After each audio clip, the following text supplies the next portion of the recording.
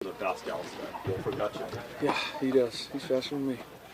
Hey Matt, with their strong play this year, it's played into the narrative that the Lions never really surrounded you with the right cast, and that was the problem in Detroit. You weren't supported the right way.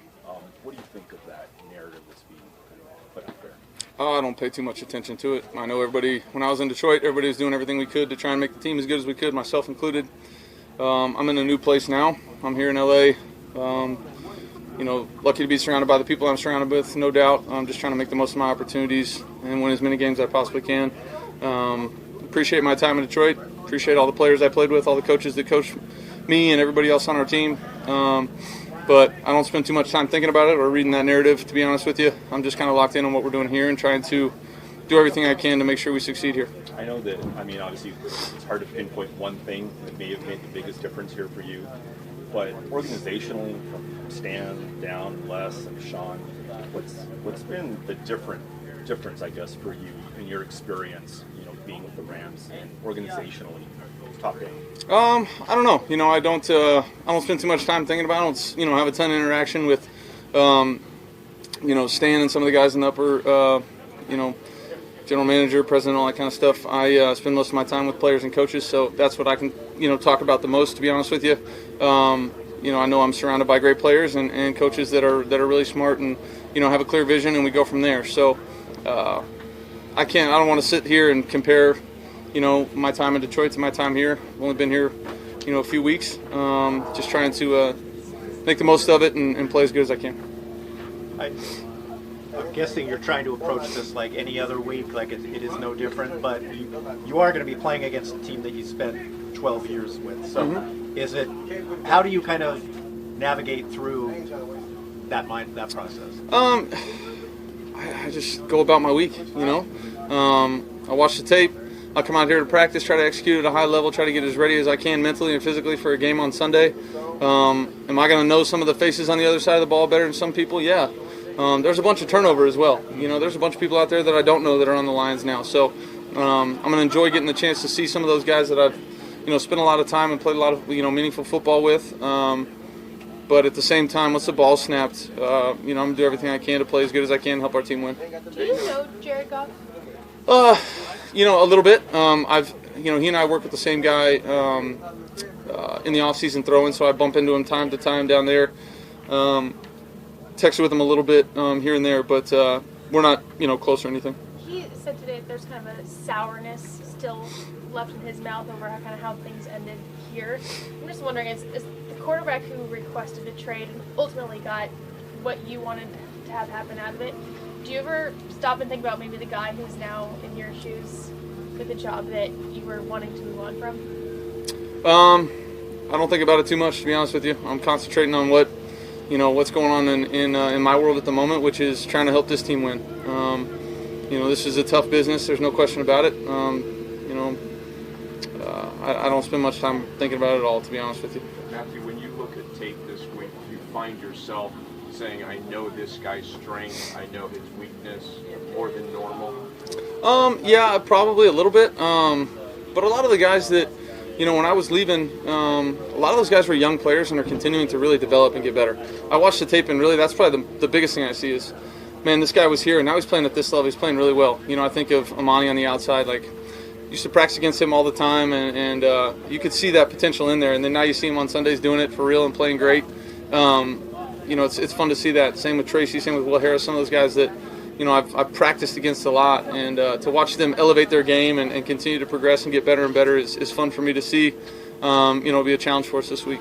Matthew, when you first got here, you mentioned you just wanted to learn every day and get to know the guys on the roster, and they all talked about just the different ways that you sort of would maybe quietly approach them on their level.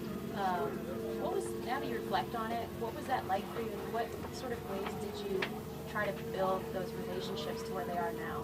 Yeah, I felt like the new kid, just trying to, get to know as many people as I could, but just try to do it my own way. I'm not going to try to force interaction with anybody. Just want it to happen organically and just try to be myself every single day. I think that's the biggest thing is knowing who you are, just go out there and be yourself and let the rest kind of figure itself out.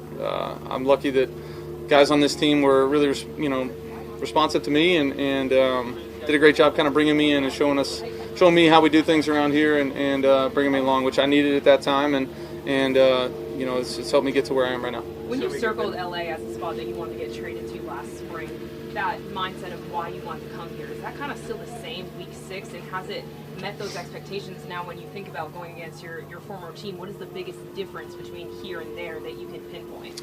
Yeah, what he wants to say, I circled the Rams. I asked for a trade not knowing anywhere where I was going to be.